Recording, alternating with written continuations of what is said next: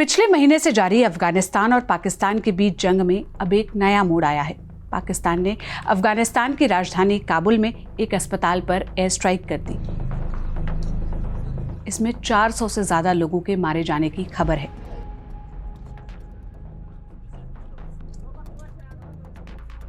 वहीं पाकिस्तान कह रहा है कि यह हमला अस्पताल पर नहीं, आतंकी कैंप पर था। क्या है पूरा मामला, आइए जानते हैं इस वीडियो में। 16-17 मार्च 2026 की रात, जगह अफगानिस्तान की राजधानी काबुल। रमजान का महीना चल रहा है और रोजा खोलने के बाद शहर में हलचल जारी थी। कुछ लोग अपने घरों में थे, कुछ मस्जिदों से लौटे थे, कुछ बाहर हवा लेने निकले थे। उस रात सब कुछ नॉर्मल लग रहा था। तभी अचानक करीब 9 बजे के आसपास तेज आवाज गूंजी। लोगों ने ऊपर देखा, लेकिन इससे पहले कि वो कुछ समझ पाते, चंद सेकंड में एक जोरदार धमाका हुआ। इतनी तेज आवाज कि आसपास की इमारतें हिल गई। लोग घबराकर अपने घरों से बाहर निकलने लगे। इससे पहले कि कोई कुछ समझ पाता, दूसरा धमाका हुआ। आसमान में धुएं का एक बड़ा गुबार उठ रहा था।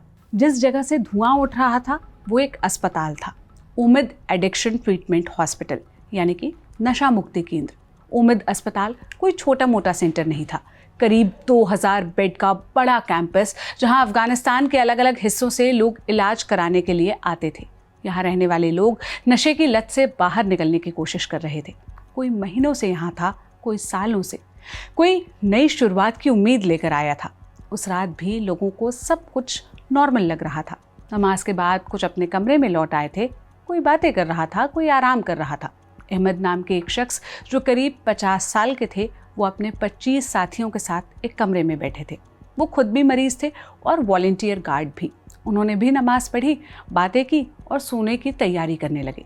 किसी को अंदाजा नहीं था कि कुछ ही मिनटों में सब कुछ बदल जाने वाला है। दूसरे धमाके के साथ ही आग तेजी से फैलने लगी। कमरे में धुआं भर गया और लोग घबरा कर भागने लगे, लेकिन रास्ते बंद हो चुके थे। दरवाजे के पास मलबा गिर गया था। कुछ लोग खिड़की की तरफ भागे, लेकिन नीचे भी टूटे हुए हिस्से थे। हर तरफ अफरा तफरी थी। कोई किसी को बचाने की कोशिश कर रहा था, लेकिन हालात इतने खराब थे कि कोई कुछ नहीं कर पाया। अहमद किसी तरह एक टूटे हिस्से से बाहर निकलने में कामयाब हुए। बाहर निकलकर जब उन्होंने पीछे देखा तो पूरा कमरा आग में जल रहा था। उनके 25 साथियों में से कोई नहीं बचा। वो अकेले खड़े थे और चारों तरफ सिर्फ चीखें थी, जो धीरे धीरे खत्म होती जा रही थी। अहमद ने बताया कि उन्होंने अपने दोस्तों को चिल्लाते देखा। कुछ लोग आग में घिरे थे, कुछ मलबे के नीचे दब गए थे। अस्पताल के दूसरे हिस्से में भी यही हाल था। मोहम्मद मियाँ, जो रेडियोलॉजी विभाग में काम करते थे, उन्होंने बताया कि कैंपस में बड़े कंटेनर थे जहां मरीज रहते थे। जिन कंटेनर पर बम गिरा वहां कोई नहीं बचा। जो लोग बच गए वो सिर्फ इसलिए क्योंकि उनका कमरा उस हिस्से में नहीं था। सुबह जब धुआं छटा तो जो तस्वीर सामने आई वो बेहद डरावनी थी। हर तरफ मलबा था, जले हुए बिस्तर थे और उनके बीच पड़े इंसानी शरीर। लोग अपने परिवार वालों को ढूंढ रहे थे। कोई नाम पुकार रहा था, कोई मलबा हटाने की कोशिश कर रहा था, लेकिन हर तरफ मौत थी और उस मौत के बीच खड़े लोग समझ नहीं पा रहे थे कि आखिर उनके साथ क्या हुआ और क्यों हुआ। तालिबान के प्रवक्ता ज़बीउल्लाह मुजाहिद ने रात में ही एक्स पर बयान जारी कर लिखा, पाकिस्तानी सैन्य शासन ने रात करीब 9 बजे उम्मीद एडिक्शन ट्रीटमेंट हॉस्पिटल पर हवाई हमला किया। ये 2000 बेड वाला नशा मुक्ति के इलाज के लिए समर्पित सुविधा केंद्र था। हमले के नतीजे में हॉस्पिटल के बड़े हिस्से तबाह हो गए हैं। अगली सुबह जो तस्वीर साफ हुई वो ये थी, 400 लोग मारे गए थे, 250 से ज़्यादा जख्मी। अफगानिस्तान के इतिहास का सबसे घातक हवाई हमला। अब ज़रा पीछे चलते हैं। ये झगड़ा 16 मार्च की रात अचानक नहीं हुआ। इसकी जड़ें दशकों पुरानी हैं। 1990 का दौर, सोवियत संघ टूट चुका था। पाकिस्तान की खुफिया एजेंसी ISI एक नया मोहरा तलाश रही थी। नाम था तालिबान। पाकिस्तान ने उन्हें पाला, पैसा, हथियार, ट्रेनिंग सब दिया। पीछे एक बड़ी सोच थी, स्ट्रैटेजिक डेप्थ।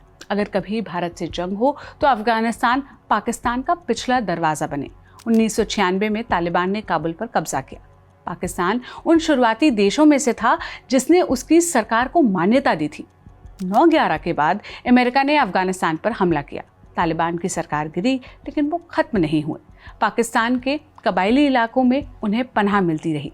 20 साल बाद अगस्त 2021 में अमेरिका ने अपने सैनिक अफगानिस्तान से हटा लिए, तालिबान वापस सरकार में आए। तब पाकिस्तानी प्रधानमंत्री इमरान खान ने कहा था कि अफगानों ने गुलामी की जंजीरें तोड़ दी हैं।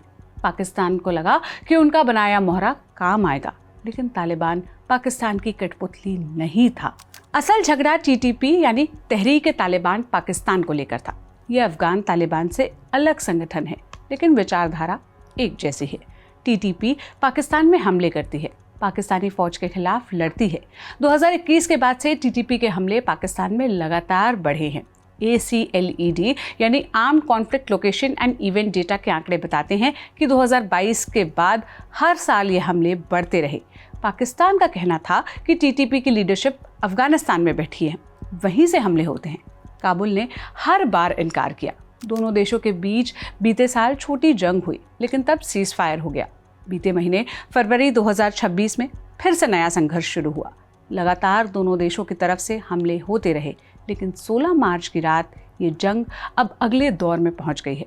पाकिस्तान ने कहा कि हॉस्पिटल को जानबूझकर निशाना नहीं बनाया गया। तालिबान के सामने वो तस्वीरें थी जो कोई नहीं भूल सकता। जले हुए शरीर, मलबे में दबे हुए लोग। मुजाहिद ने एक्स पर तस्वीरें शेयर की और लिखा, ये वो मासूम लोग हैं जो नशे के मरीज थे और पाकिस्तानी फौजी गोलाबारी से शहीद हो गए। तालिबान के प्रवक्ता सुहेल शाहीन ने NDTV से कहा, ये एक बर्बर हमला है, इंसानियत के खिलाफ जुर्म है। मोहम्मद नबी अफगानिस्तान क्रिकेट टीम के दिग्गज हैं।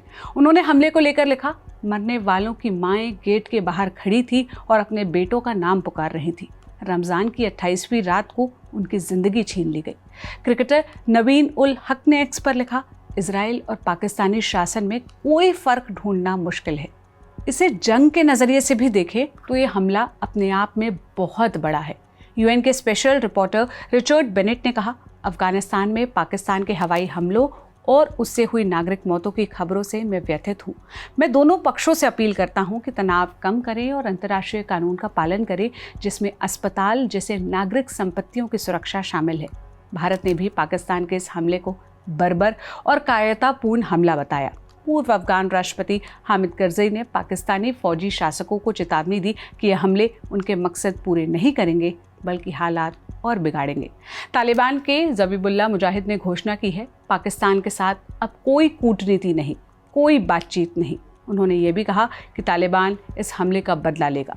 पाकिस्तान के इस हमले की पूरी दुनिया में निंदा हो रही है। वहीं पाकिस्तान इसे आतंकी कैंप पर किया हुआ हमला बता रहा है।